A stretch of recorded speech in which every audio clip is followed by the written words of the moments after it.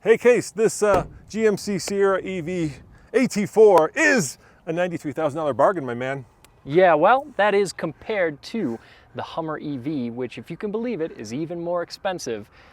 It's a strange world we're living in today. Yes, but compared to the Hummer EV, this is cheap. I mean, it does all basically the same things. It does crab walk, it has all the onboard power, it even looks like a stormtrooper. What more do you want?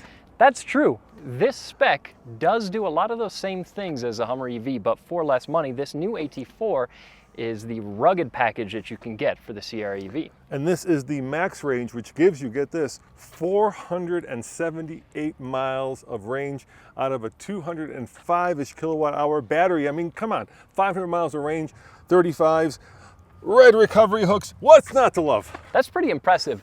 Almost 500 miles of range on a 35-inch all-terrain tire. Yeah. You got to admit, that's pretty good. I wonder if it'll do almost 500 miles range if you just crab walked it the whole way. I mean, something tells me it might.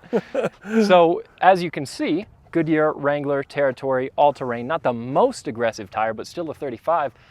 It's funny looking at the truck though, because this vehicle is so massive. A 35 just looks proportional. It doesn't even look big. Well, it's skinny mini when compared to our old Hummer EV, which was 9,400 pounds. This, on the other hand, is a mere 8,900 pounds.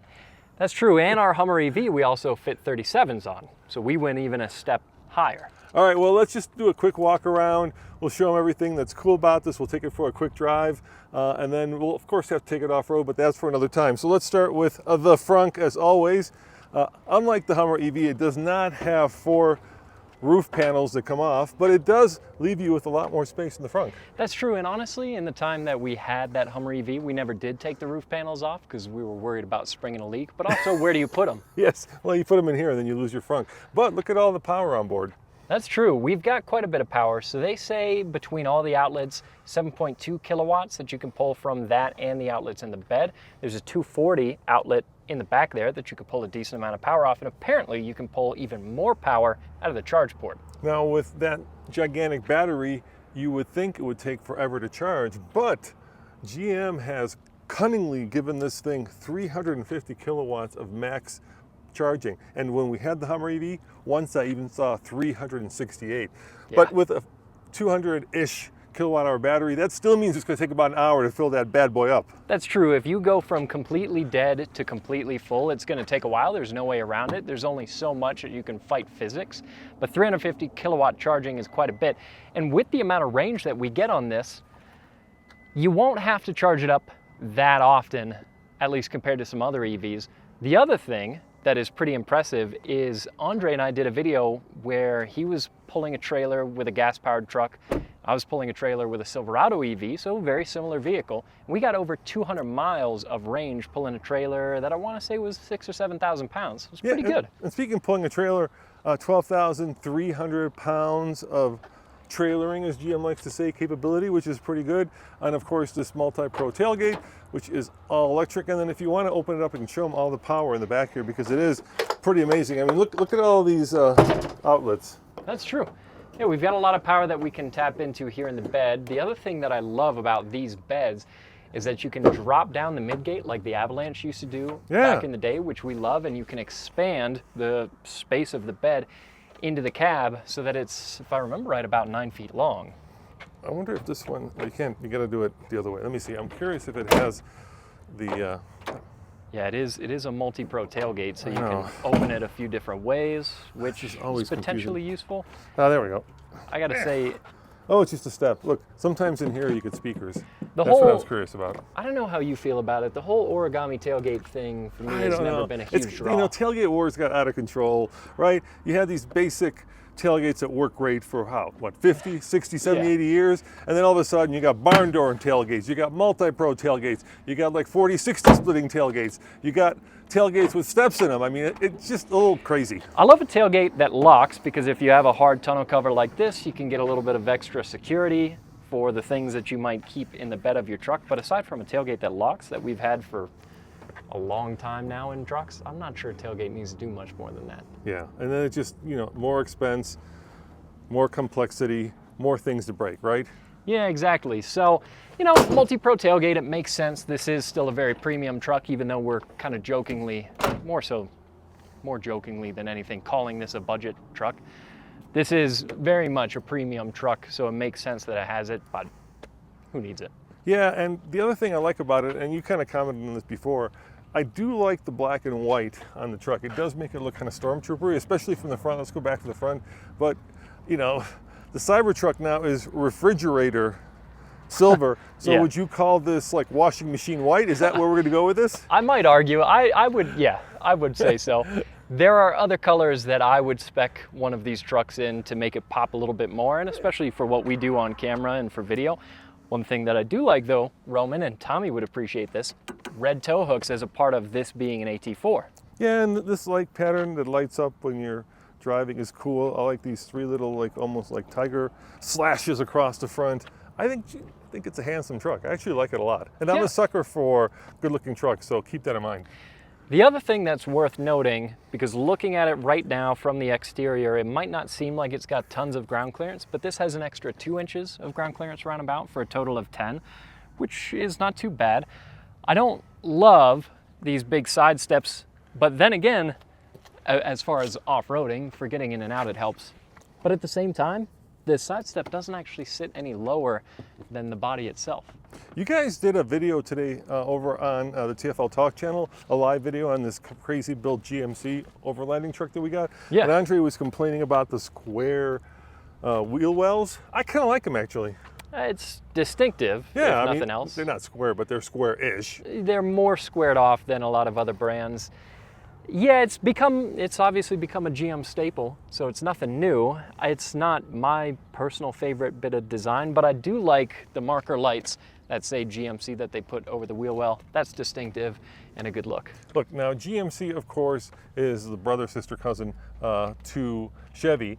And then the question is, you know, why do you want to pay more for the GMC brand? And I think GMC is doing a good job of giving you more panache, more style, just more kind of finesse in their product line to make them feel a little bit more upmarket from the Chevy, you know, basically copy clone. Yeah, the other thing too that this truck has going for it that we haven't mentioned yet, but it is a big headline feature, 725 horsepower, 775 pound-feet of torque, which is enough to get around. Yes, yes. Yeah, it's not bad, right? I remember when TRX came out and everybody was losing their you know what because Yeah. it had 700 plus horsepower. Now this has way over that and people are like, boring, it's electric. All right, let's take it for a ride.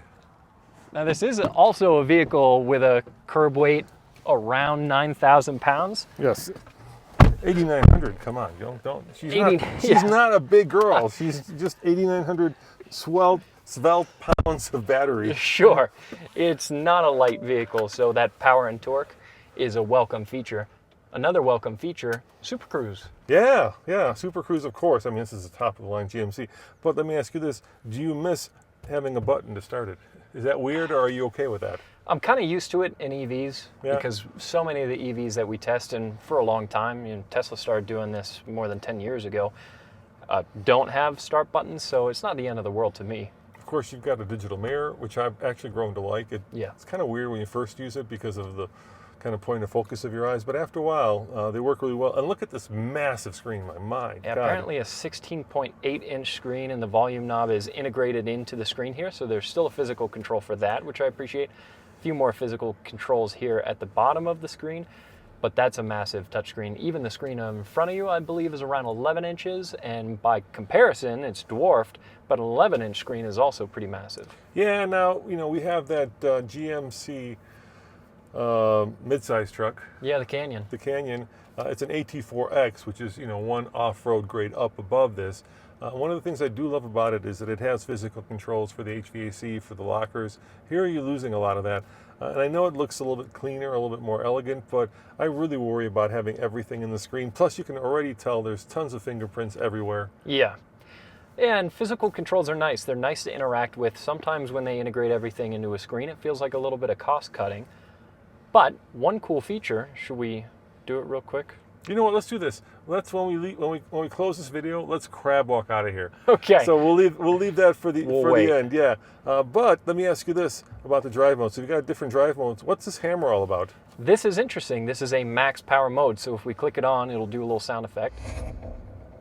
Very exciting. GM is big on their sound effects on these EV trucks. So now we've got full access to all the power from these electric motors, and if you've never been in one of these trucks, whether it's this or the Hummer EV, they do accelerate very quickly. It's a lose your lunch kind of acceleration feel. Yeah, you know, the thing about like quick acceleration in EVs, especially big ones like this, is at some point it's just a party trick, and after you do it for your friends and get your girlfriend, or in your case fiance, pissed at you because you just made her toss her lunch, you kind of stop using it. True. When you're driving it day to day, it's not really that useful. So to your point, is more of a party trick, and that's fine, especially when you've got this amount of power. The amount of power that these electric motors put out are great when you're towing up in the mountains. You've got a lot of weight behind you with an already heavy vehicle, but I'm not sure anybody is buying these for their acceleration. The other thing that it's missing that the Hummer EV has, besides the removable roof panels, is air suspension. Yeah. So the question is, how does it drive? Oh, look at that. You get the sound too. You know, to me, if you want the best driving Ford F-150 and the best riding Ford F-150, you got to go with the Lightning.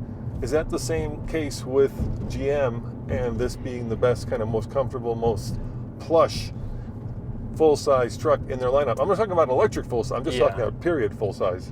In general, I like air suspension. Yeah. So between coil springs and air, I would generally pick air. But this vehicle is so heavy, it doesn't feel the bumps the same way that most normal vehicles do. But I can feel them. It's not as plush. It's not as comfortable as a Lightning.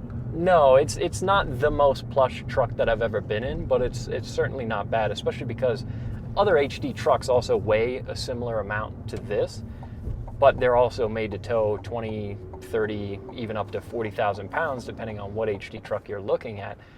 This being only rated to tow about 12,000, it's not quite as stiffly sprung as a lot of HDs, so it has a combination of things going for it. It's that heavy, so it doesn't feel the bumps quite as much, and it's not sprung quite as stiff.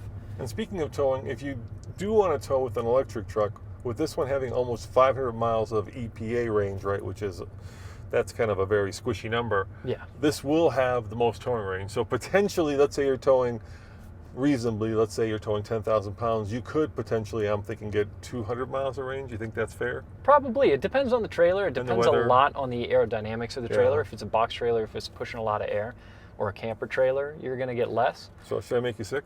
Sure, let's go for it. Let's go for it. Oh! Okay. I mean, you feel your stomach move. Feel your organ shift. But it's not a nice feeling. No, what's incredible is there's so much weight that you're moving, right? You can feel the heft, and you can feel this truck just clawing at the ground to get this thing going. It feels a lot like the Hummer EV, which is an interesting feeling. I didn't say it was a good feeling. I said it was an interesting feeling, right? Yeah, it's definitely an interesting feeling, and I would agree. It's not a good feeling. You do that enough times, I start beating up sweat because I feel like I need what is it that you take for nausea? What's that pill called? Oh God, you would have had to help me with this. I'm gonna call Zyrtec. No, that's allergies. No, that's allergies. I forget what they're called. Dramamine. Dramamine, very good. Yeah. Yeah. Or you wear those things around you, right? Exactly. Enough acceleration in this, and you're gonna want some Dramamine. But overall, I think this is a very stylish truck. Like I was saying, GMC is really up their style game. Everything in here feels very expensive. There's no like cheap plastics, right? That you touch. Even this is leather. So you are paying a lot, and we're obviously joking about this being a bargain, $93,000 EV, Hummer EV, but still, you feel like that you are getting your money's worth in a lot of ways. Yeah, it's a sharp truck. It's a nice interior and nice materials. It's same complaint that we've had for quite a while, and that a lot of people have about GM interiors. These seats are rock hard. Yeah, the seats, they just don't get the seats right, do they? Yeah, they're church pew kind of cushioning, which is to say none at all. But otherwise, it's a nice interior. All right, let me look at my notes, make sure that we didn't forget anything. Now, we are going to take, of course, since this being the off-road truck that is designed specifically to make it a little bit more off-roady. We will take it off-road. Let me see if I got all of my, yep. Just, make sure we got everything. Nice, Super Cruise, 35-inch wheels. Yeah, fast charging, all that is good. So Cole, why don't you do this? Why don't you get out and let's show them how to turn on crab walk. So yeah, it's pretty simple. You go over into the main screen to control, so it's not with the drive modes. I think it would make sense if it was with the drive modes, but it's in a separate screen. Click crab walk, accept, and does another little animation there for you. yeah, because it's got rear wheel steering, right? We didn't talk about that, but it has it. All right, so why don't you hop out, Cole, and we will crab walk away from the end of this video. As always, This is Roman and Kase saying thanks for watching, guys, and we'll crab walk out of here. It's always the strangest feeling. And it's not doing it. Oh, there it goes. There it goes.